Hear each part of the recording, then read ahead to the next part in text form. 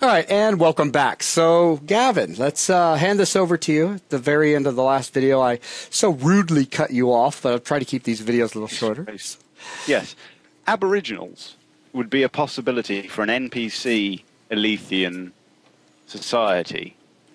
Because obviously thinking about them as a playable race, then obviously you start applying your own level of society powers and applying. Yeah. As an NPC race,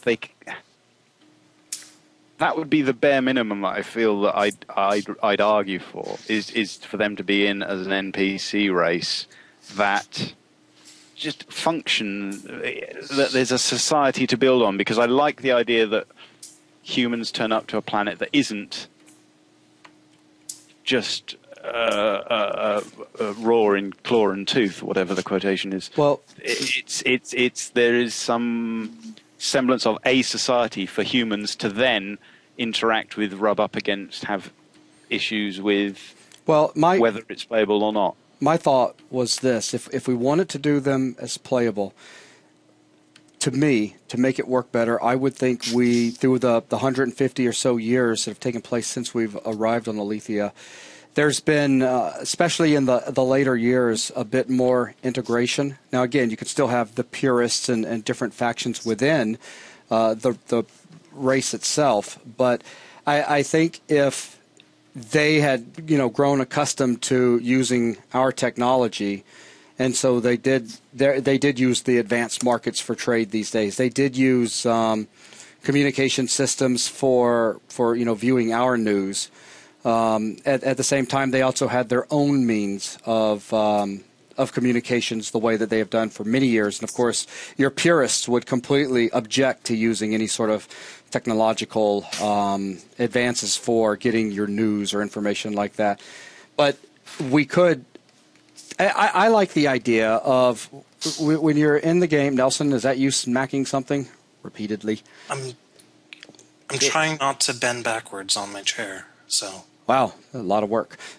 Okay, so anyways, moving forward, if you start the game and you pick either of the two, I like the idea of you don't have to worry about, I've read all these cool things that the humans could do, but I really want to be an Elythian because they can do magic. Because they're blue and they have two knees. And I love Zach's double jointed leg thingamajiggy, so I just got to play one of those so I look different. I like the idea of once you're in the world, it's not like you're good guys or bad guys. It's more or less of the people you get involved with, the jobs you start doing, the skill set you start picking up that defines you as a character. And so you might be running, your guild is made up of Elythians and humans. I kind of like that idea because then it makes it a lot easier as far as design when it comes to, incredibly cool technologies. It would still be pretty easy to keep magic away from humans, except for with experimental stuff that's going on through drug use. Well, there's an ideal idea, which is that if they're there as an NPC race, and magic is something that they can do, and that the humans, if we rather than the humans being able to use this new arcanicide. 150 years, you better bet your butt that we're going to be... No. If just hear me out. Okay. Because the reason we've been having the humans searching for the arcanicide from a gameplay perspective is to bring us into conflict with the Elythians and have those options there. But if we start talking about them as a non-playable race, they would be incredibly more useful as an NPC race if they can do the things that the humans can't. So if we made the humans come to Elythia because it was the only habitable place to go, rather than because it had this amazing new thing on it. Well, it kind of was the only... the only reason we found it, from what I understand, is because it had that amazing thing. Right? Am I correct? I thought it was more of because we needed a nice new place to go, as opposed to things like... we found this one in particular because the Elythians helped out the probes. Am I thinking about that correctly? No, we literally stumbled across this after years of sending probes into deep space. Looking for... There is some suggestion that later on in one of the stories... Actually, you know what? There's not anymore. There was an entire section that... that a probe may have latched onto a signal that was more magical in nature, but I got rid of that because it just wasn't flowing right. Right. But I really do like the idea of us not find. The universe is so big. Have you ever thought about how big the universe is? It's huge. It's retarded how big it is. It's dumb, and I sort of think that the likelihood of us finding Elythia, it would make more sense if some sort of attribute of Elythia made it more visible to probes. Statistically, that would make more sense, but that's besides the point. I disagree with that, but Because you're wrong. Or because you're always right. Right, Nelson? Or because I'm always right. Either one works. Right. But you just had to be corrected. Anyway. So, what I was trying to do was explore, sticking with what we had originally set out to do, which was mixing both fantasy and sci-fi together to where someone who had a love for fantasy could still play fantasy-style roles in this world. So I'm just before we completely talk about just nixing them, I was still looking for ways of integrating and balancing this so that everybody doesn't go, man, I need to play the humans because they've got all the cool stuff. Well, that's kind of where the other side of the coin is. Another reason that we actually discussed the idea of whether or not the Elythians should even exist is that realistically we've still got to make this game. yeah, it chops in half the amount that you've got to of ideas. But at the same time, if by doing the integration, it does It help. gives you, it helps. It significantly helps. It does make a lot of things easier than it would be if it really was like having to basically make World of Warcraft on one side of the world and then basically make, I don't even know what other RPG you have that's completely technologically based, but make that on the other side of the world and then make it to where the two systems feel balanced enough where not one side doesn't feel significantly more powerful than the other, and the opportunities that you have on one side at least reflect what's available on the other side enough where players will be like, well, God, it's just lame to be an Elythian and jump over. And when you say, listen, just real quick, when you say things like, well, I just think you guys have an affinity for the technology thing, in a way, I agree with you. But the problem that I run into, even aside from that affinity, is that there are many, many, many games out there which already harp so much on the fantasy magic world, and not that many, for whatever reason you'd like to take off the shelf, and I'm sure there are a few, there are not that many out there that really focus on this kind of, it's a technological human-based world. And I think if you put the two together without having a significant amount of balancing between the two, it will end up being pretty heavy toward one side and not the other. And it won't be fair. Right. But if we do, because I wasn't saying that it was a bad thing that was. Oh, no. I was just saying that I think that it's kind of a circular argument because that's the stuff that you're interested in, Moth. It probably does make sense to focus on that because that's where your heart is. Sure. That's where the really good ideas will come from because you yourself would know from an art perspective you can't force yourself with a blank piece of paper. Right. And something that is fundamentally more interesting to your mind is going to probably come out better. But I think it would be I'll just say I think it would be a bad idea to have no sentient life on the planet. Does anyone disagree with that? I disagree. You would rather have almost an open playing field for the humans when they get there. Well, kind of, sort of, but at this point, I think if the Elythians didn't exist, and I'm starting to think about that.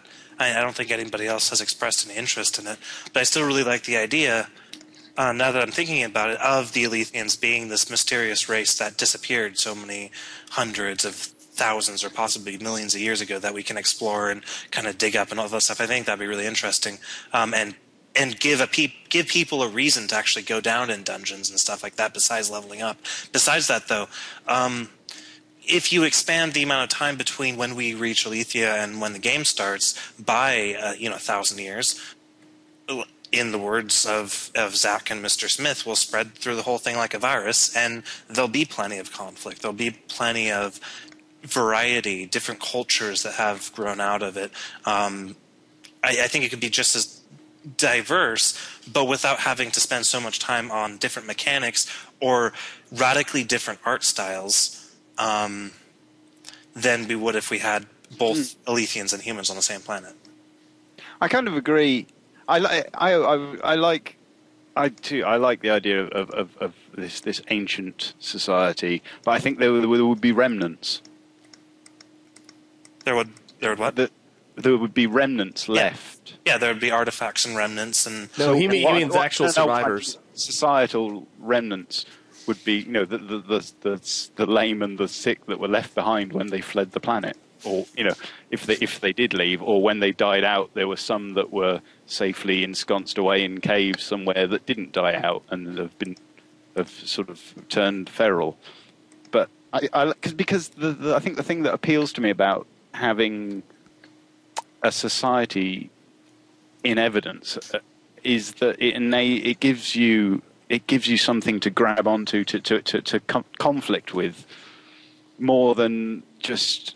But humans can start conflicts. Intra-human conflicts between us again, which I don't know. I don't find it as appealing, and it gives you the opportunity to insinuate a much more rich world without the issues you're talking about of having a playable race that you would then have to completely fully develop so that they could be balanced on a par with the human playable race. But if you go that route, I wouldn't want these remnants of Elythia to be that knowledgeable about their past, because they're still. No. But I'm thinking kind of the way I suppose the way Europe became in the years following the fall of the Roman Empire. There was still evidence everywhere of this amazing technology that the Western world had never seen, roads, aqueducts, and so forth. But no one could work out how to do it. The Greeks and that had, we've seen writings of famous war machines that were designed that then disappeared from knowledge. Greek fire is a prime example that we don't know how exactly what it was, but we know what it was done. We've got records of it being used. Just because there's still a society doesn't mean that there's going to be a society that has any real true conception necessarily of what it is, where it comes from. I mean, look at us. We for thousands of years, the best scientific evidence available showed that the Earth was 4,000 years old. It was wrong, but that didn't mean that people didn't fundamentally, utterly believe it at the time. Chris, I haven't heard much from you. What do you think? I don't think Nelson's plan will work, because I don't think there's enough conflict in. I don't think there's enough. Considering that he also states that he doesn't particularly want a dystopia. So evil corporations in dystopia world. I don't see where the conflict would come in.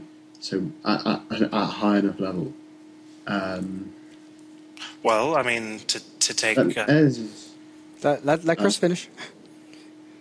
I'm not sure. I don't know. I think Elythians should be exactly how we have them already, except not playable. And they should be a second-class citizen. They don't get paid very much. They have to live in, they're not particularly good housing, which is, now completely overshadowed with our giant cities and whatnot. And life for the Elythians is generally not great at all. But the flip side of that is, one day maybe they'll turn around and kick us in the butt. But if you did want to make them playable, what you could do is you could say something interesting like, recently, within the past 10 years, they've given Elythians human rights, which I think is an interesting thing that we haven't really talked about. Is how in law terms how humans. Yeah, I was kind of skirting around that whole issue when I initially used the word Aboriginal. I thought it because it does come back to something that I think Nelson would probably hate, which is that because. Well, Zach will know what I'm thinking here. If we turn up and find a less technologically or less warfare advanced society, I don't know. My money's on us. Mm-hmm. But would we really approach them in such a knew it. militaristic? Yes. No, see, I don't think we would, come down out of the skies with guns blazing necessarily. I think once we found out we could communicate with them, we would certainly shake their hand and hug them long enough to get the knife into place. Yeah. But fine, We'd though. have beads with us. Beads and shiny objects. Oh no, exactly. We'd say we'll give you these tokens, and then you can use these tokens to have access to our technology. But what we don't tell them is that we give them 1/10 of what we give our own people, and we don't give them access to the really cool technology. We don't actually help them as much as we can because we know we can hold that back. What I'm thinking is it opens up this quite interesting avenue for. I think it makes huge amounts of paradigm game. Yeah, absolutely. But it then is a fundamental question of, do we want to push it in that direction? Because the sort of plot it opens up is not edgy, but it's. But who's going to want to be on the side of the humans in that case? The not going to have an option if they're not playable. No, this is the thing. You can make the plot. Players aren't going to want to be oppressing these people, because I don't think the majority of humans do that would want that. Well, yeah, no, the majority of humans don't want to think of them. So you've never played World of Warcraft, like not even once.